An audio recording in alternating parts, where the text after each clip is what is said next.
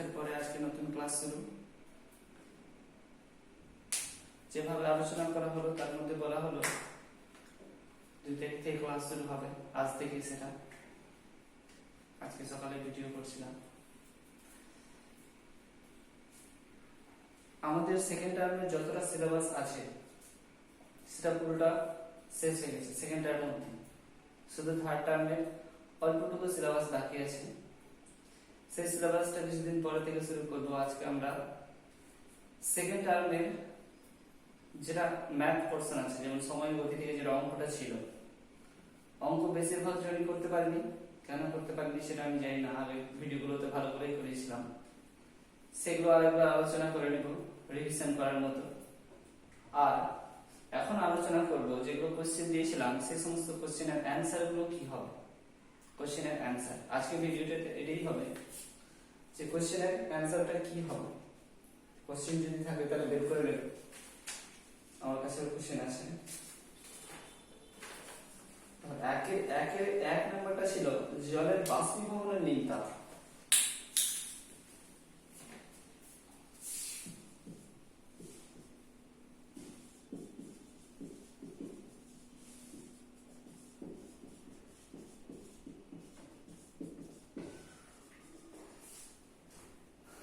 এখানে যে কথাটা বলা আছে সেটা হচ্ছে বাষ্পীভবন, মানে জলটা যে বাষ্পে পরিণত হবে তার জন্য যে লীন তাপের প্রয়োজন হবে সেটা হচ্ছে তার বাষ্পীভবনের লীন তাপ। তাহলে জলের বাষ্পীভবনের লীন তাপ বেশিরভাগ জন উত্তর করেছে 80 ক্যালোরি পার গ্রাম। যে 80 ক্যালোরি পার গ্রাম যেটা হচ্ছে সেটা হচ্ছে জলের ঘনীভবনের লীন তাপ।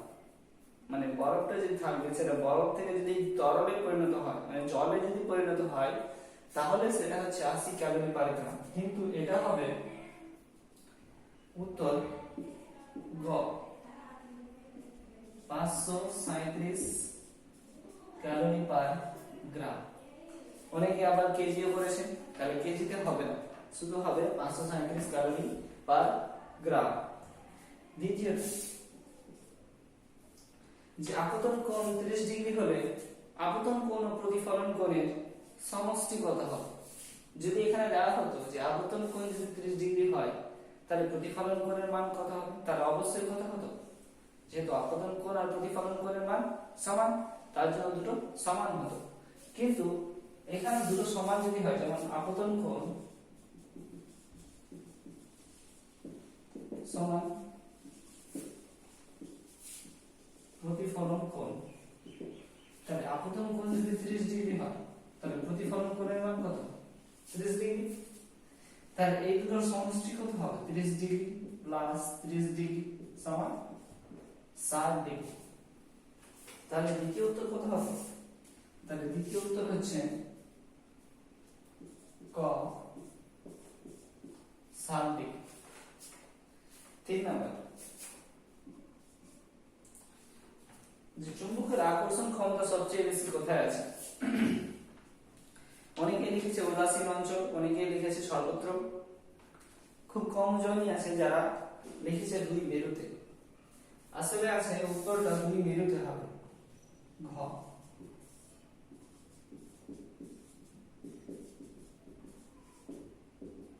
2 মেরুতে। একটা চুম্বকের সর্বদা দুটো মেরু থাকে, একটা উত্তর মেরু একটা দক্ষিণ মেরু। উত্তর মেরু যেখানে থাকে এইখানে দেখো আকর্ষণ বলটা এরকম কাজ করে যে আমি যদি একটা চুম্বক অঙ্কন করি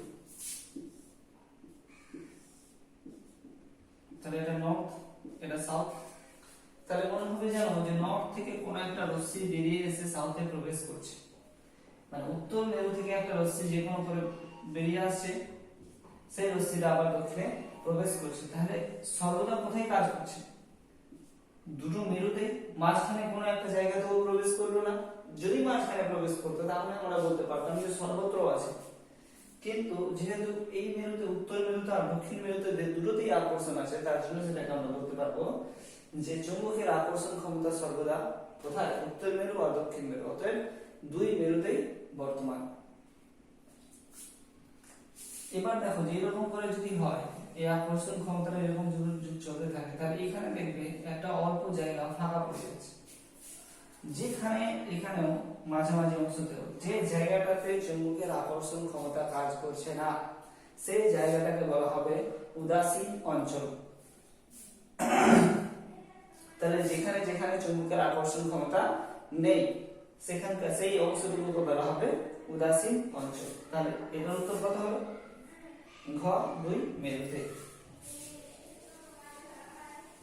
এরপর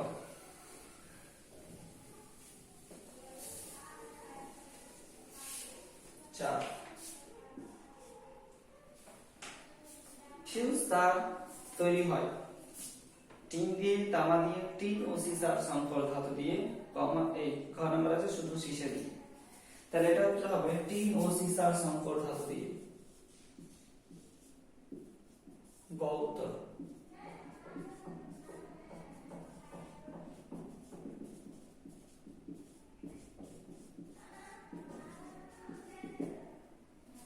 টিন ও সীসার সংকর ধাতু দিয়ে তৈরি হয়। এবার হচ্ছে পাঁচেরটা যেটা আছে সেটা খুব ভালো প্রশ্ন, এরকম প্রশ্ন আসবে তোমাদের পরবর্তীতেও।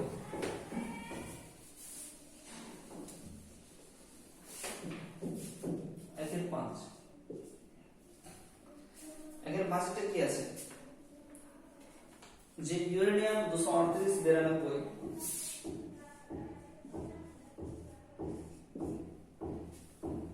মৌলের পরমাণুর ইলেকট্রন, প্রোটন ও নিউট্রন সংখ্যা কত? এটা খুব কম জনই আছে যাদের ঠিক হয়েছে। উত্তরটা ক হবে, উত্তর ক হবে। কিন্তু কি করে হবে কটা আমি বলছি। দেখো এই নিচে যেটা থাকে সেটা সর্বদা হচ্ছে তার পরমাণু ক্রমাঙ্ক। কি হচ্ছে এটা? এটাকে বলা হবে পরমাণু ক্রমাঙ্ক, আর এটাকে বলা হবে ভর সংখ্যা। তাহলে নিচেটাকে বলা হলো পরমাণু ক্রমাঙ্ক আর উপরটাকে বলা হলো ভর সংখ্যা। এবার হচ্ছে যে একটা মৌলের ক্ষেত্রে যেটা পরমাণু ক্রমাঙ্ক থাকবে সেটাই হচ্ছে তার প্রোটন সংখ্যা। তাহলে এটা কি তার? তাহলে একটা মৌলের ক্ষেত্রে পরমাণু ক্রমাঙ্কটাই হচ্ছে তার প্রোটন সংখ্যা। তাহলে এটা হচ্ছে প্রোটন সংখ্যা। তাহলে এটা যদি প্রোটন সংখ্যা হয় তাহলে প্রোটন সমান কত? 92। এবার আমরা জানি যে কোনো একটা মৌলের মধ্যে যতটা প্রোটন থাকে, ধনাত্মক চার্জ বা ধনাত্মক আধানযুক্ত কণা, ঠিক ততটাই কি থাকবে? ইলেকট্রন থাকবে, ঋণাত্মক আধানযুক্ত কণা। কারণ একটা পরমাণুর মধ্যে যতটা ধনাত্মক থাকবে বাইরে ততটাই ইলেকট্রন থাকতে হবে, না হলে পরমাণু কোনোদিন বিস্তরিত হবে না। তাহলে একটা পরমাণুর মধ্যে যতটা পজিটিভ থাকবে মানে প্রোটন, বাইরে ততটা ইলেকট্রন থাকবে। তাহলে ইলেকট্রন সমান। এবার হচ্ছে নিউট্রন সংখ্যা সমান, এখানে দেখো যে প্রোটন সংখ্যা প্লাস নিউট্রন সংখ্যা সমান ভর সংখ্যা। তাহলে নিউট্রন সংখ্যা আমরা জানি না, এটা জানি আর এটা জানি। তাহলে নিউট্রন সংখ্যা সমান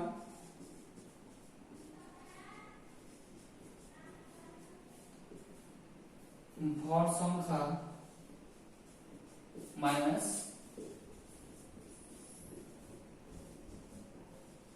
প্রোটন সংখ্যা। তাহলে ভর সংখ্যা কত? তাহলে ভর সংখ্যা হচ্ছে 238 মাইনাস 92 দিয়ে হয়ে যাবে 146।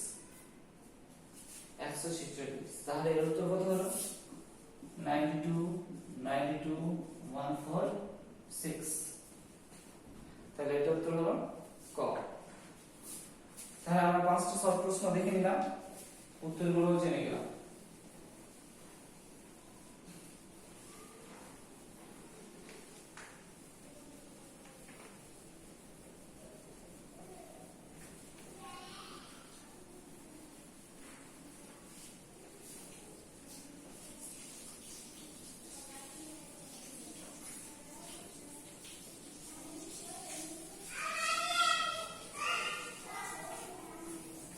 এরপর হবে 2 এর প্রশ্নগুলো। 2 এর 1 যে পিঁপড়ের হুলে বর্তমান কোন অ্যাসিড? পিঁপড়ের হুলে ফর্মিক অ্যাসিড থাকে।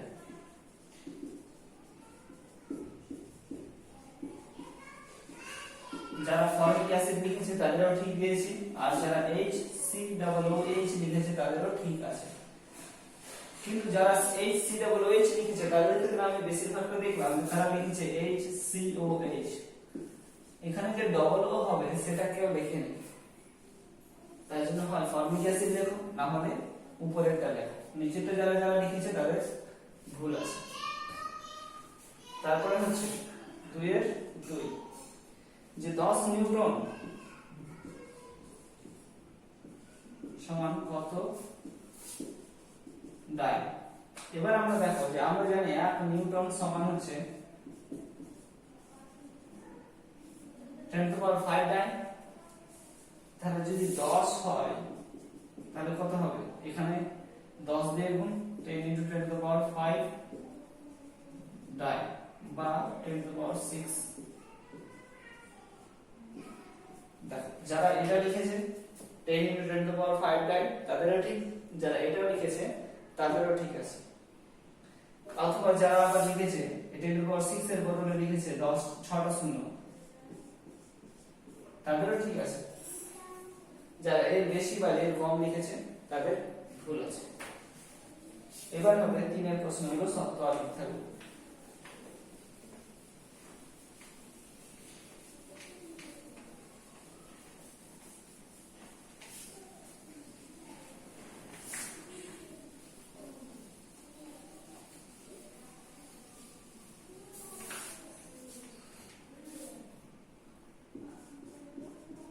3 এর 1 যে ছায়া থেকে বস্তুর আকৃতির ধারণা পাওয়া যায়, এটা হচ্ছে সত্য।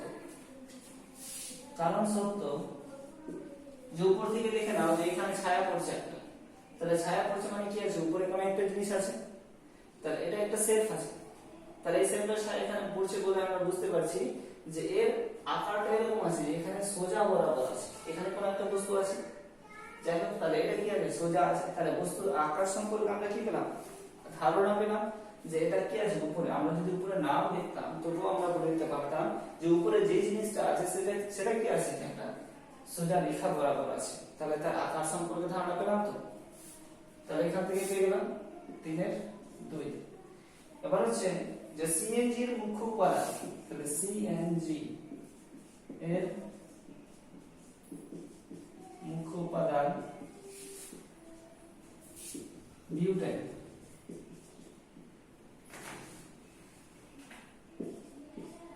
এটা প্রশ্ন ছিল, কিন্তু সিএনজি এর মুখ্য উপাদানটা হচ্ছে মিথেন। তাহলে এটা কি আছে? মিথ্যা। তাহলে সিএনজি এর মুখ্য উপাদান হচ্ছে মিথেন, তাহলে বিউটেনটা তার মুখ্য উপাদান। এটা মুখ্য উপাদানটা হচ্ছে এলপিজি, লিকুইফাইড পেট্রোলিয়াম গ্যাস। তাহলে এলপিজি এর মুখ্য উপাদান হচ্ছে বিউটেন প্লাস প্রোপেন। আর এর মধ্যে গন্ধ আনার জন্য এলপিজি এর যে একটা গন্ধ থাকে তার জন্য এখানে থাকে আইসোবিউটেন।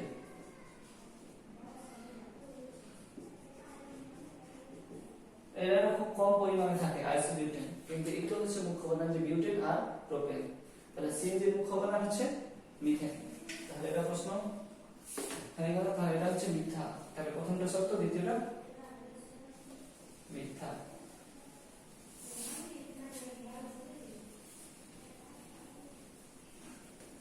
এরপর 4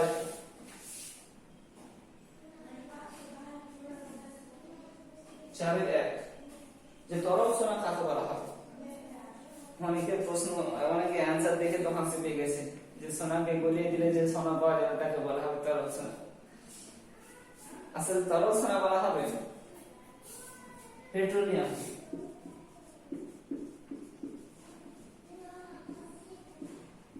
পেট্রোলিয়াম বা কেউ যদি বলে খনিজ তেল, তাকে বলা হবে তরল সোনা। তাহলে পেট্রোলিয়াম বা খনিজ তেল যদি কেউ লেখে তাহলে তাকে তরল সোনা বলা হবে। 2 নাম্বার যে সৌরশক্তি ব্যবহারের দুটি অসুবিধা লেখো। সৌরশক্তি ব্যবহারের দুটি অসুবিধা হচ্ছে, প্রথমটা আবহাওয়ার উপরে কিন্তু নির্ভর করে। কিভাবে নির্ভর করে? যদি আবহাওয়া খারাপ থাকে, সূর্যই না ওঠে, বর্ষাকাল থাকে, তাহলে সেখান থেকে কি আমরা সৌরশক্তি পাবো? পাবো না। দ্বিতীয়ত হচ্ছে যে solar photon voltaic cell SPVT, solar photon voltaic cell যেগুলো সেল থাকে সেগুলো খুব দামি। অতএব সৌরশক্তিকে সঞ্চয় করার জন্য যে সমস্ত যন্ত্রপাতি ব্যবহার করা হয় সেই সমস্ত যন্ত্রপাতি হচ্ছে খুব দামি। এছাড়া কেউ যদি অন্যটা লিখে তবুও হবে। এরপর হচ্ছে 3 নাম্বার। 3 নাম্বার প্রশ্ন কি ছিল? জ্বালানি খাদ্য কাকে বলা হবে? জ্বালানি খাদ্য বলা হবে, এটা তো হাসির মতো উত্তর লিখেছে অনেকে, যে খাদ্যকে আমরা জ্বালিয়ে খাই, পুড়িয়ে খাই, তাকে বলা হবে জ্বালানি খাদ্য। যাই হোক, তাহলে জ্বালানি খাদ্য বলা হবে শর্করা, যে সমস্ত খাদ্য থেকে আমাদের শক্তি উৎপন্ন হয় বা শক্তি উৎপাদন হয় সেই সমস্ত খাদ্যকে বলা হবে জ্বালানি খাদ্য। তাহলে এখানে কেউ যদি বলে যে শর্করাকে বলা হয়, শর্করাকে বলা হবে জ্বালানি খাদ্য, তো তার ঠিক যদি কেউ বলে যে যে সমস্ত খাদ্য থেকে আমাদের শক্তি উৎপন্ন হয় বা একটা খাদ্যকে কাজে লাগিয়ে যখন একটা চারা গাছ জন্ম হয়, একটা ছোট শিশু খাদ্য গ্রহণ করে করে যদি বড় হয়, তাহলে সেই সমস্ত খাদ্যকে বলা হবে জ্বালানি খাদ্য। মানে যাকে ব্যবহার করে আমরা কি হচ্ছি? বড় হচ্ছি। তাহলে এই হলো জ্বালানি খাদ্য। এবার হবে 4-এর 3 নাম্বার। 4-এর 3 নাম্বার যেটা হচ্ছে সেটা না, 4-এর 4 সমতা বিধান। এখানে অনেকে ঠিক করেছে, অনেকে ভুল করেছে। CH4 plus dash O2 dash H2। এখানে দেখবো আমরা সমতা বিধানের ক্ষেত্রে আমরা কি বলেছিলাম, যে বিক্রিয়ক যতটা থাকবে তত পরিমাণে আমাদের কি করতে হবে? বিক্রিয়াজাত পদার্থগুলোকে সেই সংখ্যাটা দিতে হবে, যাতে বাম দিকে বিক্রিয়ক সংখ্যা আর বিক্রিয়াজাত পদার্থের সংখ্যা পরস্পরের সাথে সমান হয়, তাহলে আমরা সেটা বলতে পারবো সমতা বিধান। তাহলে এখানে দেখো কার্বন কটা আছে? কার্বন একটা, কার্বন একটা, মিলে গেছে। হাইড্রোজেন কটা আছে? হাইড্রোজেন 4টা, কিন্তু এখানে কটা আছে? হাইড্রোজেন 2টো আছে। তাহলে আমি যদি এখানে 2 দিই, তাহলে 2 দুগুণে 4, 4টা হাইড্রোজেন হয়ে গেল। কিন্তু হাইড্রোজেন 4টা হওয়ার পরেও দেখবো যে অক্সিজেন এখানে কত হলো? 2 মানে 2টো, আর এখানে 2, 4টা। এখানে কটা আছে? শুধু 2টো আছে, তাহলে এখানে কত হবে? 2। তাহলে এখানকার 2 আর এখানকার 2 যারা যারা দিয়েছে তাদেরকে 1 নম্বর দেওয়া হয়েছে। যারা এই জায়গায় দেয়নি অথচ এই জায়গায় দিয়েছে তাদেরকে আবার হাফ নাম্বার দেওয়া হয়েছে। না দেওয়ার মতো নেই, দিয়েছি, কিন্তু না দিলে মনে হয় বেশি ভালো। যাই হোক, যখন হয়ে গেছে হয়ে গেছে। 4-এর 5 লিনতাপ কাকে বলে? লিনতাপ বলা হবে যে উষ্ণতার পরিবর্তন হবে না কিন্তু অবস্থার পরিবর্তন যেখানে ঘটবে সেটাকে বলা হবে লিনতাপ। এবং যদি ভালো করে বলা হয় তাহলে হবে যে উষ্ণতার পরিবর্তন না করে শুধুমাত্র অবস্থার পরিবর্তনের জন্য যে পরিমাণে তাপ গৃহীত হয় অথবা তাপ বর্জিত হয় সেই পরিমাণে তাপকে বলা হবে অবস্থার পরিবর্তনের লিনতাপ। এর এককগুলি হচ্ছে ক্যালোরি পার গ্রাম, ক্যালোরি পার গ্রাম, আর একটা হচ্ছে জুল পার কেজি। কেউ যদি একটাও লিখে থাকে তবুও আমি তাকে ফোন নাম্বার দিয়েছি।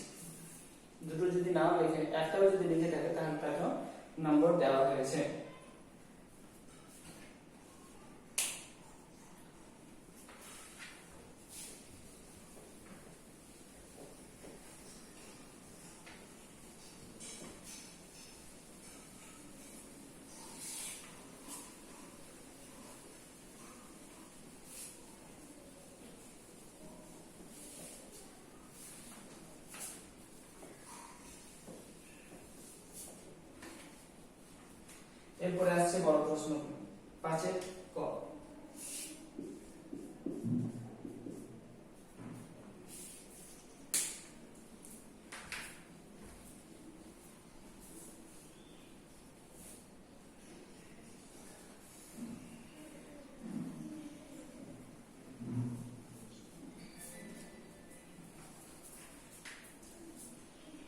বিকর্ষণী চৌম্বকত্বের প্রকৃষ্ট প্রমাণ ব্যাখ্যা করুন।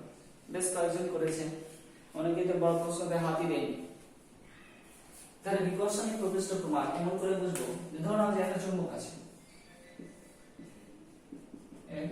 এস, প্রথম পরীক্ষা করছি যে চুম্বকটাকে একটা প্লেটের মধ্যে বা একটা কাগজের টুকরোর মধ্যে রাখা হলো, রেখে এর পাশে কি করলাম, আমি প্রথমে লোহার টুকরোকে ছড়িয়ে ছিটিয়ে দিলাম।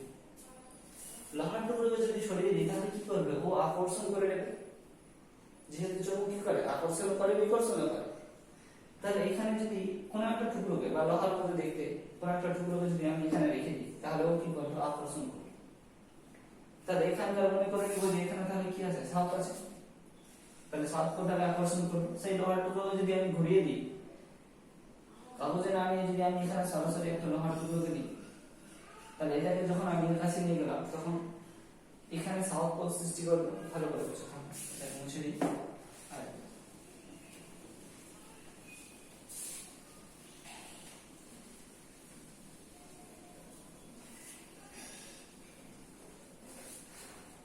ধরুন না যে এটা একটা চুম্বক আছে,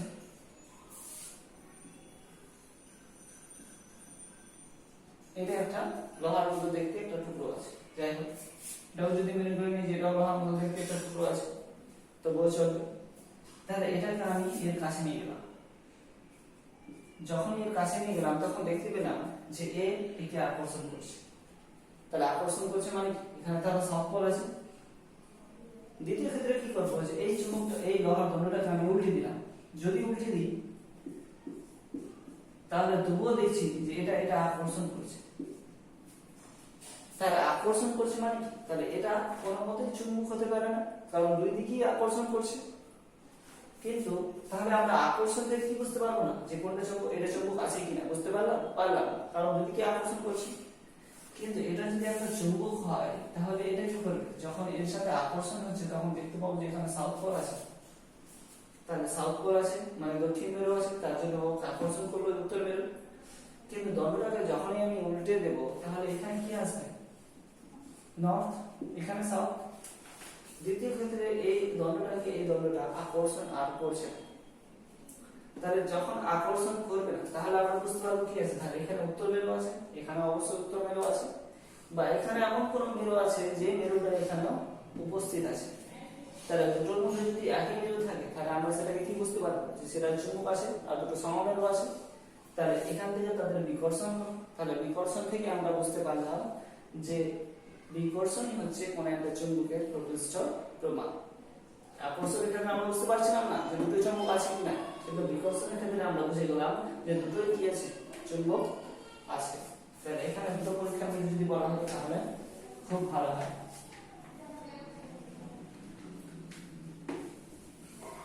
এরপর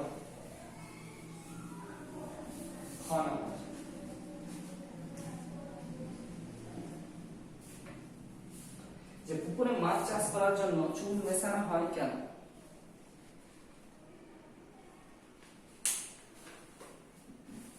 অ্যাসিড ও ক্ষারের ক্ষেত্রে আমরা পড়েছিলাম যে কোথাও যদি অ্যাসিড বেশি হয়ে যায় তাহলে সেখানে অল্প পরিমাণে ক্ষার দিলে কি হবে, অ্যাসিড আর ক্ষারের সমতা বজায় রাখবে, দিয়ে লবণ জল উৎপন্ন করবে। তাহলে পুকুরের মধ্যে যদি অ্যাসিডের পরিমাণ বেড়ে যায় তাহলে অ্যাসিড ধরে নিলাম যে অ্যাসিড বেড়ে গেল, কি বলবো, CH3COOH অ্যাসিডিক অ্যাসিড। এর মধ্যে কি দিলাম, ক্ষার বা চুন দিয়ে দিলাম, চুনটি কি CaOH ঘোলা চুন দিয়ে দিলাম। যাই হোক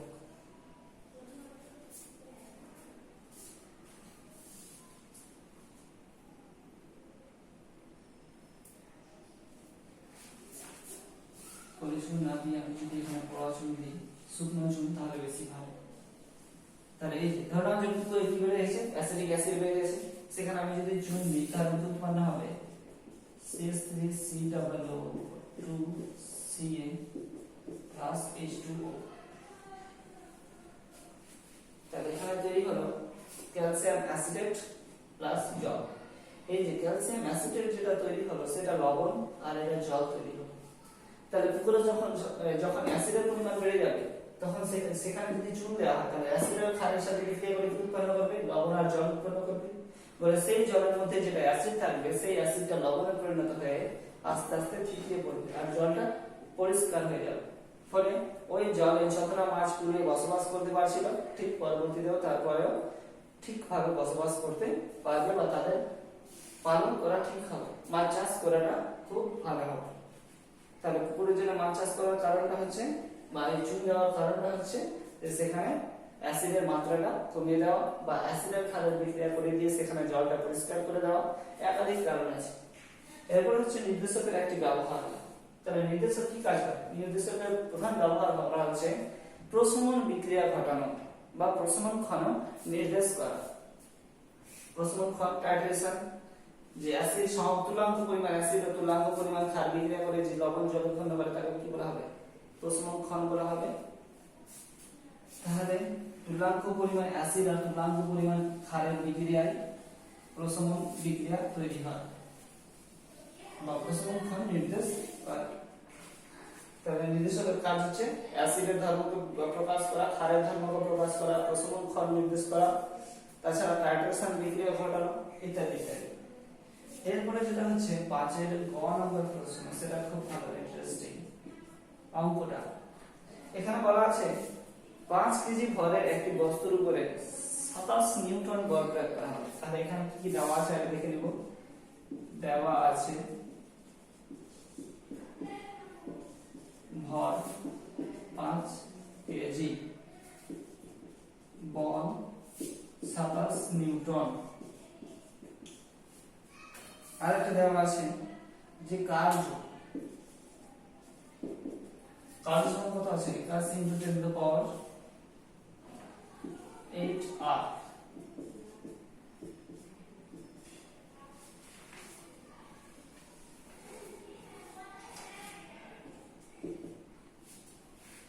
এখানে দেখো যে ভর যেটা দেওয়া আছে সেটা কেজিতে আছে, এসআই নিউটন যেটা আছে সেটাও কিন্তু এসআই, কিন্তু আর যেটা আছে সেটা আছে সিজিএস একক। তাহলে এটাকে যদি আমি এসআই করি তাহলে 1 জুল 10⁷ আর বা তাহলে 1/10⁷ জুল 1 আর্গ। তাহলে আর্গটাকে যদি আমি জুলে প্রকাশ করি তাহলে কত দিয়ে ভাগ করতে হচ্ছে? 10⁷ দিয়ে। তাহলে 81 × 10⁸ সমান হবে 81 × 10⁸ -7। এই যেটা নিচে আছে সেটা উপরে গিয়ে মাইনাস হয়ে যাবে, সেটা সূচকের অঙ্ক পরবর্তীতে শিখবে। তাহলে এখানে জেনে নাও যে উপরে 1 এর পরে 8টা শূন্য ছিল, নিচে 1 এর পরে 7টা ছিল। তাহলে 7টা শূন্য কেটে গেল, 7 থেকে 8 বাদ, তাহলে কি হলো 81 × 10 মানে হচ্ছে 810 জুল। তাহলে এই আর্গটা আমি কি করলাম? জুলে প্রকাশ করে দিলাম, সেটা হয়ে গেল এসআই এককে। এখানে দেখো এবার আমরা জানবো যে কিসের মান চেয়েছে। এখানে চেয়েছে সরণের মান। তাহলে কিসের মান দেওয়া আছে? কার্য বলা আছে, বল বলা আছে, ভর বলা আছে। তাহলে যদি সরণ বের করি আমরা তাহলে এই দুটোর মধ্যে সম্পর্ক করেই পেয়ে যাব যে কার্য কাকে বলবো। একক করে কোনো বস্তুর উপর বল প্রযুক্ত হলে বলের প্রয়োগ কিন্তু যদি সরণ ঘটে তাহলে এখানে বল আর সরণ থাকলে সেখানে কার্য হয়ে যাচ্ছে। ভরের কোনো সম্পর্কই নেই। এই ভরটা মাঝে মাঝে এক্সট্রা ডাটা দেওয়া থাকে শুধুমাত্র বিভ্রান্তিতে ফেলার জন্য। এখানে আমি সেই একই কাজ করেছি যে ভরটা দিয়েছি, ভরের কোনো প্রয়োগই নেই এখানে, কিন্তু ভরটা আমি দিয়েছি বিভ্রান্তিতে ফেলার জন্য যে তোমরা বুঝতে পারছো কিনা। অথচ ভরের কোনো ভ্যালু নেই এখানে, যার ব্যবহার নেই তার কোনো ভ্যালু নেই। তাহলে এখানে ভরের কোনো ব্যবহার নেই। এই দুটোর ব্যবহার করেই আমরা কিন্তু সরণটা পেয়ে যাব। তাহলে আমরা কি জানি? কার্য সমান বল ইনটু সরণ। এই যে বিভ্রান্তি থেকে বাঁচার জন্য প্রথম কাজটা হবে, তুমি যেটা জানবে সেটা নিখুঁত জানো, যেটা পড়লে সেটাকে বারবার রিভাইজ করো, রিভিশন করো, তাহলে কি হবে যে তোমার এই বিভ্রান্তির জন্য ভুলটা হবে না। যে এটা বিভ্রান্তি ফেলার জন্য ভরটা। তাহলে এখানে কি পেলাম, কার্য সমান বল ইনটু সরণ, বা কার্য বাই বল সমান সরণ। তাহলে কার্য কত আছে 810 27, তাহলে সরণ, বা যদি এটাকে এদিকে নিয়ে আসে তাহলে এদিকে নিয়ে যায়, যেহেতু সমান চিহ্ন উভয় দিকে আছে তার জন্য সেখানে কোনো কিছু পরিবর্তন হবে না। তাহলে সরণ সমান 810 বাই 27, এটাকে যদি কাটাকাটি করি তাহলে আসবে 30 মিটার। বা কেউ যদি দেখে 30 ইন্টু 10 টু the power 2 না লিখে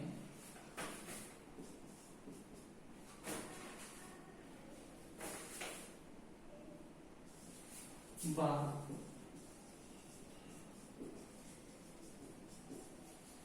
এটা লিখেছে তো বোথ আর ঠিক। কেউ যখন 30 মিটার করে তো বোথ আর ঠিক, কেউ যদি 3000 সেন্টিমিটার করে তো বোথ আর ঠিক। কারণ এখানে আমি দুটো একক দিয়েই করেছি, একটা সিজিএস ও আছে এসআই ও আছে। কেউ যদি সিজিএস এর বের করে রেখে দেয় তো ও ঠিক, কেউ যদি এসআই বের করে তো ও ঠিক। তাহলে এটা হচ্ছে বিভ্রান্তিমূলক অঙ্ক, যেখানে একটা ডাটা দেওয়া আছে, একটা মান দেওয়া আছে, কিন্তু সেই মানটা কোনো কাজের নেই, ভ্যালুলেস। তাহলে এখান থেকে আমরা পেয়ে গেলাম কার্য সমান হচ্ছে বল ইনটু সরণ। তাহলে কার্য বাই বল সমান সরণ। তাহলে সরণ সমান কি মান বের করলাম 30 মিটার। এখানে দেখো এটা যখন এসআই একক হলো, এটাও এসআই একক, মানে এটা এসআই এটা এসআই, তাহলে অবশ্যই এটা দিয়ে কি হতে হবে, এসআই হতে হবে। এবার এটাকে যদি তুমি ডাইরেক্টলি করতে তো বহু কিন্তু, তাহলে এটা সিজিএস হয়ে যেত, এটাও সিজিএস এটাও সিজিএস এ বের হবে।